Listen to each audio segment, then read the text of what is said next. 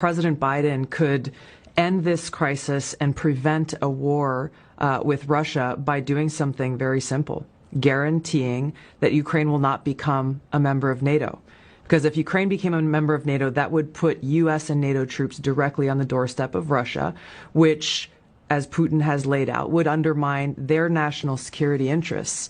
The reality is that it is highly, highly unlikely that Ukraine will ever become a member of NATO anyway. So the question is, why doesn't President Biden and NATO leaders actually just say that and guarantee it?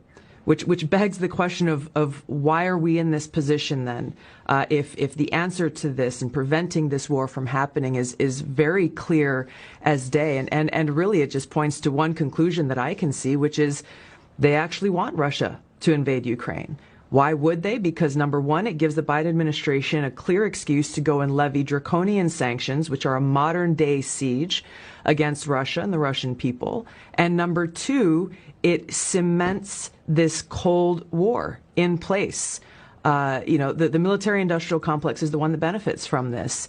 They clearly control the Biden administration. Warmongers on both sides in Washington have been drumming up these tensions. If they get Russia to invade Ukraine, then again, it locks in this new Cold War. The military-industrial complex starts to make a ton of more money than they have been in fighting Al-Qaeda or making weapons for Al-Qaeda. And who pays the price? The American people pay the price. The Ukrainian people pay the price. The Russian people pay the price. It undermines our own national security, but the military-industrial complex that controls so many of our politicians wins, and they run to the bank. You've seen this from both sides as a lawmaker and a member of our armed forces, so I think you've got a credible view on this.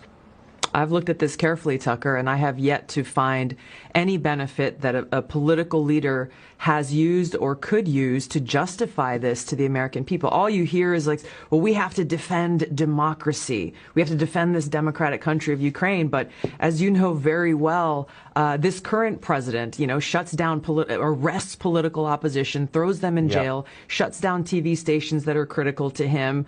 I have a hard time seeing how President Biden or anyone can say with an honest face, we are defending democracy. And the reason is because our own government has publicly supported these authoritarian actions by the Ukrainian president in shutting down their own political opposition. And it begs the question, this sounds familiar to some of the things that unfortunately we're seeing play out right here at home. I was just about to say, it sounds like their kind of democracy.